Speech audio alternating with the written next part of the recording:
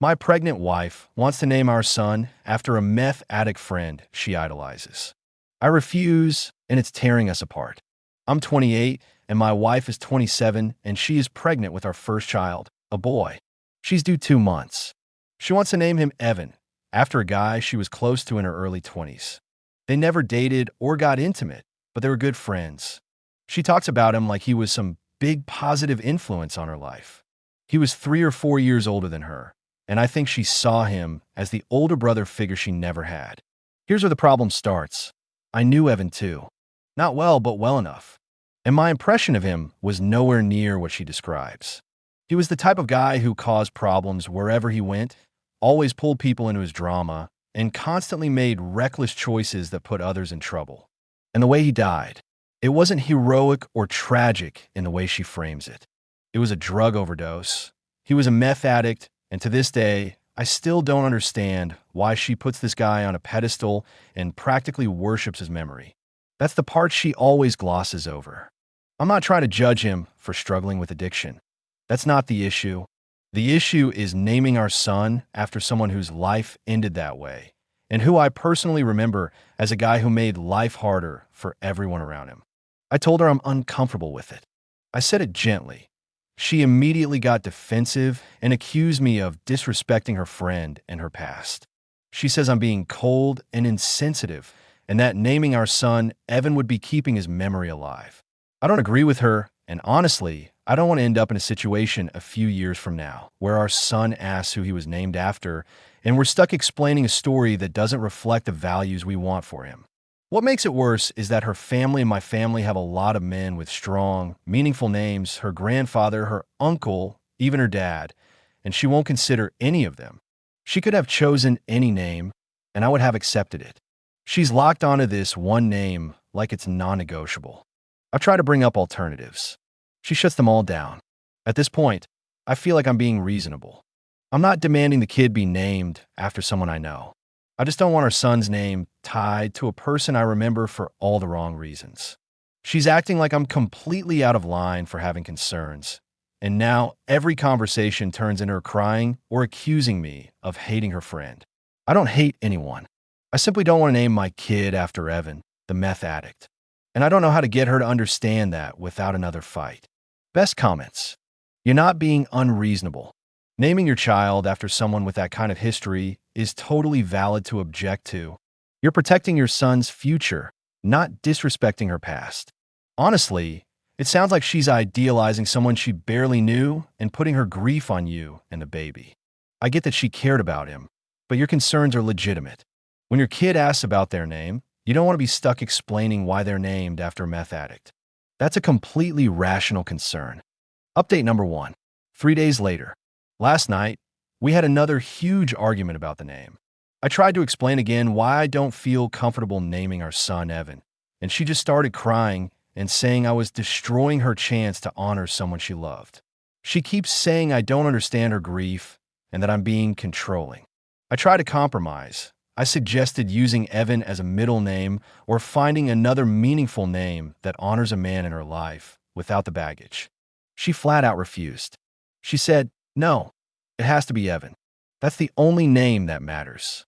Things got worse when she started bringing up all these personal memories with him, talking about him like he was perfect and implying that I don't respect her feelings. I tried to stay calm, but I could feel myself getting frustrated.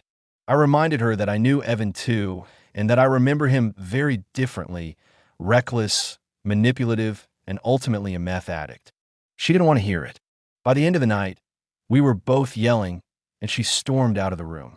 I stayed behind, feeling like I'm trapped between respecting her grief and protecting my future son from being named after someone whose life and choices I can't celebrate. I don't know how to get through to her without another fight, and it's starting to feel like this is going to be a long battle. I feel completely reasonable, but she sees it as a personal attack, and I can't see a way to resolve it without one of us backing down. Best comments. She's letting her emotions control everything, and you're being rational here. Honestly, reading this, some part of me wonders if she's using this name to relive old feelings. Could be nothing, just a thought, but are you sure that they only had a friendship and not something more? It's completely fair to set boundaries. Naming a child should be about you, your wife, and your family, not a tribute to a friend who struggled with drugs. I'd suggest counseling or mediation. You two need a neutral third party before the situation gets worse. I know it might sound crazy, but did you ever think maybe the baby isn't yours? She seems obsessed with Evan. How long did he die? Update number 2. 4 days later, after posting my last update, a few commenters suggested I consider the possibility that maybe my wife's relationship with Evan wasn't just friendship in her mind, that maybe she had feelings for him she never fully admitted. At first, I brushed it off, but the idea stuck in my head, and I started thinking back to how she talks about him, the way she remembers him, the way she clings to his memory. I confronted her about it yesterday. I asked straight up if there had ever been more between them than friendship. I even threw it in her face that maybe naming our son after him was her way of keeping a part of him alive because of feelings she had for him. She got defensive immediately and denied it, insisting they were just good friends.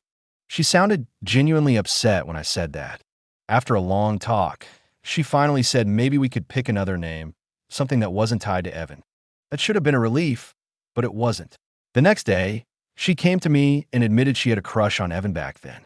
She said watching him destroy his life with drugs was hard for her, but emphasized that nothing ever happened between them. No kissing, no sex, nothing.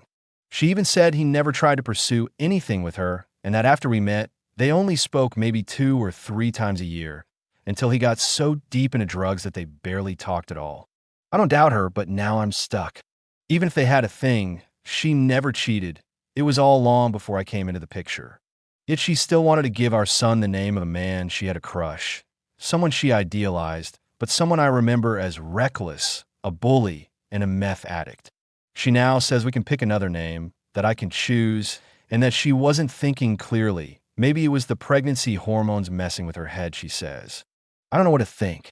And for anyone suggesting I should do a DNA test, Evan died 3 years ago, and the last time she spoke to him was probably about a year before his death, over the phone. Update number 3. 1 year and 21 days later. Hey everyone, it's been a while. So, a couple of days after the last update, my wife told me she was going to start counseling. She said she realized she hadn't been thinking clearly and that she had been acting like everything had to go her way. She admitted she wasn't right and wanted help to work through her thoughts. She also made it clear that the baby's name would be my choice. Our son was born a few months later, and I decided on a name that wasn't from either of our families, but it was a name I suggested to her and she liked. It felt like a fair compromise, and both of us were happy with it. About 2 months after the baby was born, she brought up the Evan name situation again. She told me she had been talking to her counselor, and then, out of the blue, she asked if I had ever worried that the baby might not be mine. I was completely caught off guard and confused by her question, but she said her counselor had warned her that I might be thinking it. Not that the baby was Evan's, but maybe another man, and that I needed to be honest with her. I admitted that it had briefly crossed my mind during our fights, but that was in the past. I trust her completely now, and I know the baby is mine. She started crying, apologizing for all the crazy talk back then, and for insisting on naming the baby Evan. 3 days later, she said she had scheduled a paternity test and wanted me to do it. I didn't want to, but she insisted that she wanted nothing from that whole discussion hanging over us.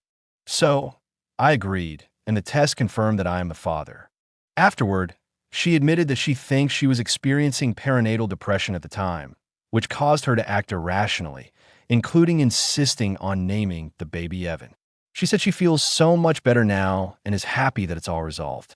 She also mentioned that if I start noticing some of the same symptoms, which could be PPD, I should take her to the doctor, even though she doesn't want to.